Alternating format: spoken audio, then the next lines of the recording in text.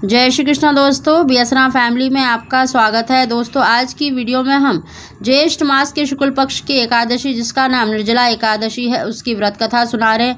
निर्जला एकादशी सभी एकादशियों में श्रेष्ठ मानी गई है, क्योंकि निर्जला एकादशी का व्रत करने से, कथाओं का श्रवण करने से सभी प्रकार के दोषों से मुक्ति मिलती है और शीघ्र ही मनोकामना पूरी होती है। दोस्तों, इसकी व्रत कथा अवश्य सुननी चाहिए, सुनने मात्र से ही स्वर्ग की प्राप्ति होती है। बोलो एकादशी महात्म की जय।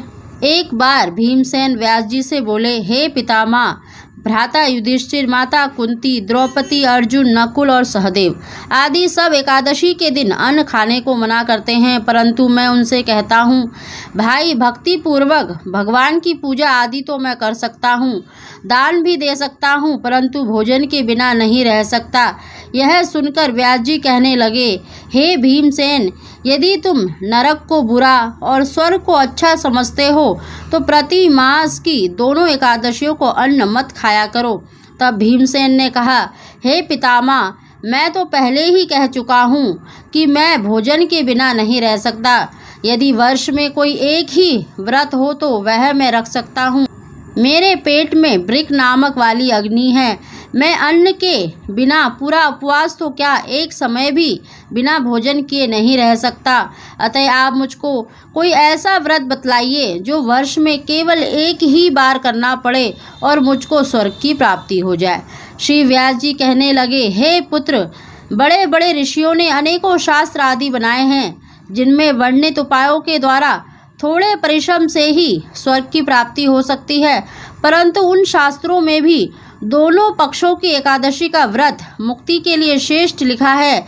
श्री व्यास जी के वचन सुनकर भीमसेन नरक में जाने के भय से भयभीत हो गए और कांपते हुए बोले, अब मैं क्या करूं? एक मास में 2 व्रत तो मैं नहीं कर सकता।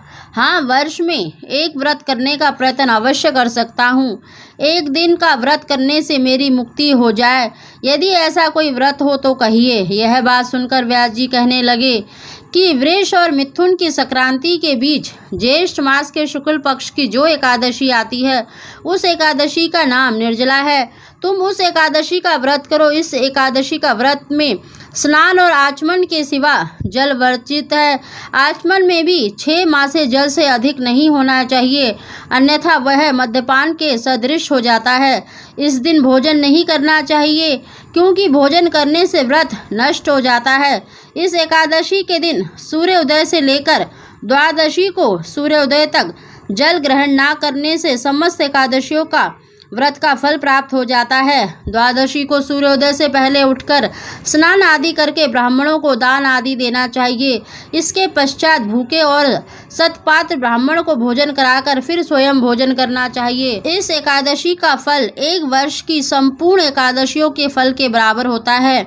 व्यास जी कहने लगे कि हे भीमसेन, यह मुझको स्वयं भगवान ने बताया है। इस एकादशी का पुण्य समस्त तीर्थों और दानों से भी बढ़कर है। केवल एक दिन मनुष्य निर्जल रहने से पापों से मुक्त हो जाता है। जो मनुष्य निर्जला एकादशी का व्रत करते हैं, उनको मृत्यु के समय यमदूत आकर नहीं घेरते, वरन भगवान के पार्षद उसको पुष्प विमान में बिठाकर स्वर्ग को ले जाते हैं।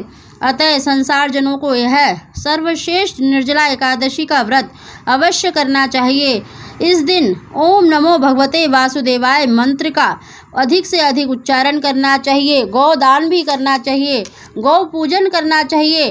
व्यास जी के अनुसार भीम ने भी इस व्रत को किया था। इसी कारण से इस एकादशी को भीमसेनी या पांडव एकादशी भी कहते हैं।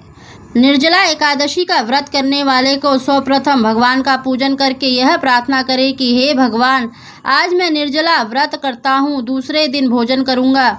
मैं इस व्रत को श्रद्धापूर्वक करूँगा, अतः आपकी कृपा से मेरे सब पाप नष्ट हो जाएं। इस दिन एक घड़ा भरकर वस्त्र से ढककर स्वर्ण आदि दान करना चाहिए। जो मनुष्य इस व्रत को करते हैं, उनको करोड़ों पल सोने के दान का फल प्राप्त होता है। जो इस एकादशी के दिन यज्ञ आदि करते हैं, उनका फल तो वर्णन नहीं किया जा सकता। इस एकादशी के व्रत से मनुष्य विष्णु लोक को प्राप्त होता है। जो मनुष्य इस दिन अन्न खाते हैं वे चंडाल के समान होते हैं और अंत में नरक में जाते हैं। ब्रह्म हत्यारे, मद्यपान करने वाले, चोर तथा गुरु के साथ द्वेष करने वाले भी इस व्रत को करने से स्वर्ग को जाते हैं। हे कुंती पुत्र, श्रद्धा पूर्वक व्रत करने के बाद सर्वप्रथम भगवान का पूजन, गोदान, ब्राह्मणों को मिष्ठान तथा दक्षिणा देनी चाहिए। निर्जला के दिन अन्न, वस्त्र, छत्र, उपाहन यानी जूतियाँ आदि का दान करना श्रेष्ठ है। जो मनुष्य भक्ति पूर्वक इस कथा को पढ़ते हैं व सुनते हैं उनको स्वर्ग की प्राप्ति होती है। बोलो एकादशी महात्म की जय।